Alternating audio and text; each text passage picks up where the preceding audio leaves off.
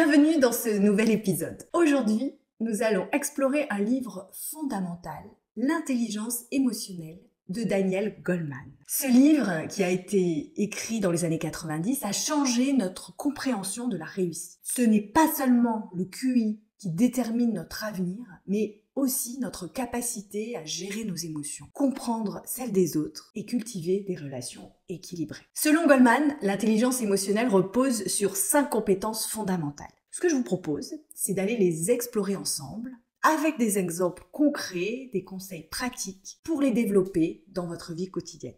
La première compétence est la conscience de soi. Alors, qu'est-ce que la conscience de soi? C'est la capacité à accueillir, reconnaître et comprendre ses propres émotions. Cela inclut savoir ce que tu ressens, pourquoi tu le ressens et quel est l'effet de tes émotions sur ton comportement. Ce que dit Goleman, c'est que le fait d'être conscient de ses propres émotions est une des clés indispensables, préalables à la maîtrise de soi. Il explique notamment que nos émotions sont comme des messagers. Elles nous informent sur nos besoins, nos valeurs ou ce qui compte pour nous dans une situation donnée. En fait, une émotion ignorée ou niée peut prendre de l'ampleur, voire elle peut s'exprimer de manière déformée. En revanche, une émotion accueillie, écoutée et reconnue nous permet de mieux nous réguler et nous donne de la clarté pour agir ensuite. Elle nous permet aussi de comprendre nos besoins à ce moment-là. La conscience de soi, c'est aussi repérer les pensées automatiques, vous savez, celles qui accompagnent nos émotions. Est-ce que je suis en train de me juger? Est-ce que je crois quelque chose qui n'est pas nécessairement vrai?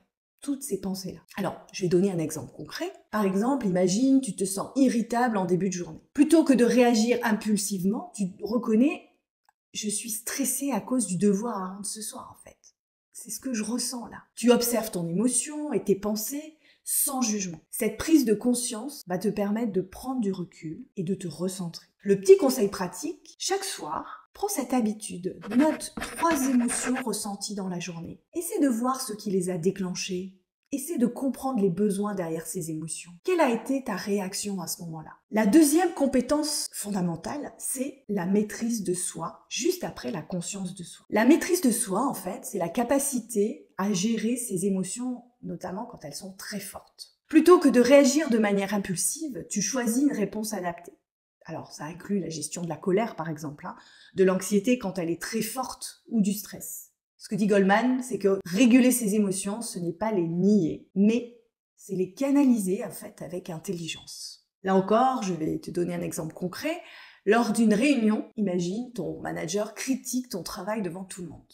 Tu sens la colère monter. Plutôt que de répliquer à chaud ou de te fermer, ce qui est souvent la première réaction que l'on a, eh bien en fait, tu vas prendre quelques respirations profondes, tu vas rester calme et tu vas proposer un échange en privé pour clarifier les choses dans un second temps. Alors évidemment, ce choix évite l'escalade et montre ta maîtrise émotionnelle. Alors, le petit conseil pratique, parce que évidemment, ce n'est pas si facile que ça, utilise la méthode STOP, issue de la pleine conscience pour t'entraîner à la régulation émotionnelle. Qu'est-ce que c'est que la méthode STOP? S, donc stop, interromps ton activité ou ta pensée réactive. T, take a breath, prends 3 respirations profondes. La respiration a un pouvoir énorme de régulation sur les émotions. O, c'est observe. Observe ton émotion, ton corps, tes pensées sans juger. Le fait d'observer ton émotion te permet de mettre de la distance entre elle et toi et de ne pas t'identifier à elle. Elle va ainsi perdre de la force. P, c'est proceed. Choisis maintenant une pensée positive, une croyance ressource, une action consciente et alignée avec ce que tu veux vraiment. Cette pratique s'inscrit totalement dans l'esprit de l'intelligence émotionnelle. Prendre conscience de ses émotions, les réguler et agir de façon choisie plutôt que réactive. La troisième compétence, c'est ce qu'on appelle la motivation. La motivation émotionnelle, en fait, c'est la capacité à orienter ses émotions au service d'un objectif. Tu vois, c'est ce qui te pousse à persévérer malgré les difficultés et à garder ton cap, même quand l'envie baisse. Ce que dit Goleman, ceux qui réussissent sont souvent ceux qui savent entretenir l'élan intérieur, et c'est vrai. Selon lui aussi, les personnes, en fait, très motivées, ont une tendance naturelle à l'optimisme, à la confiance dans leurs capacités, et en fait, une vraie capacité à rebondir après les échecs. C'est ce qu'on appelle la résilience. Elles trouvent du sens dans leurs actions et c'est ce qui renforce justement cette résilience. Je vais te donner un exemple concret. Imagine, tu as du mal à réviser et tu te rappelles pourquoi tu fais ces études. Tu vois, tu visualises ton objectif et tu vas retrouver l'énergie pour avancer, même si c'est par petits pas. Petit conseil pratique pour ça. Note ton objectif principal du mois, puis inscris chaque soir une action, même un petit pas minime, une action que tu as faite pour t'en rapprocher. La quatrième capacité, c'est l'empathie. C'est la capacité à reconnaître, comprendre et raisonner avec les émotions des autres. Elle est essentielle pour construire des relations humaines profondes. D'après Goleman, l'empathie est ce qui rend nos liens humains sincères et durables. Il dit que l'empathie repose sur l'attention. Quand tu prêtes vraiment attention à l'autre, tu es capable de détecter des signaux non verbaux. Par exemple, sa voix, son regard, sa posture, tous ces petits signes qui révèlent ce que cette personne vit. L'empathie, c'est la base de la communication bienveillante, de la gestion des conflits et du leadership inspirant. Une fois encore, je vais te donner un petit exemple concret. Imagine, ton colocataire rentre silencieux, tendu. Tu ressens son malaise et au lieu de l'ignorer, tu lui dis simplement « Je sens que tu n'es pas dans ton assiette. Tu as envie d'en parler ?» Quand quelqu'un te parle d'un problème, commence déjà par écouter sans interrompre. Puis tu dis « Tu ressens peut-être, parce que… » Et surtout, laisse-le valider ou ajuster. Essaie de ne pas faire de projection. La cinquième compétence, c'est ce qu'on appelle les compétences sociales. Alors, qu'est-ce que c'est que les compétences sociales? Ce sont toutes les aptitudes relationnelles. Savoir collaborer,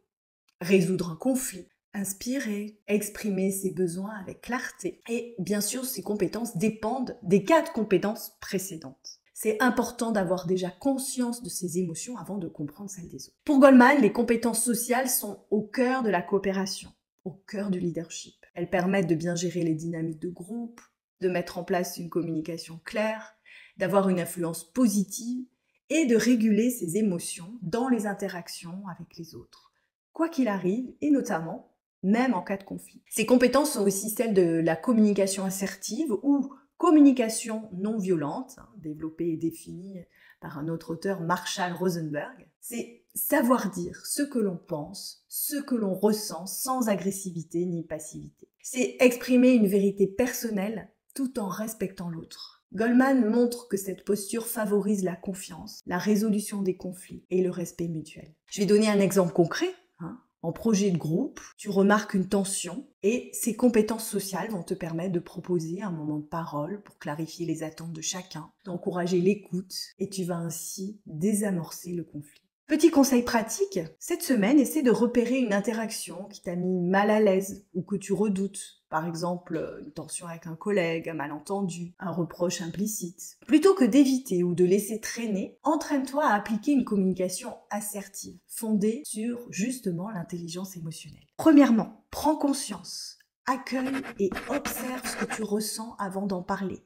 Si c'est de la colère, la déception, gêne, frustration. Essaie de comprendre ce que cette émotion te dit, sur tes besoins notamment. Et ensuite, exprime-le sans accuser, en prenant la responsabilité de ce que tu ressens et en utilisant les 4 étapes de la méthode issue de la communication non violente.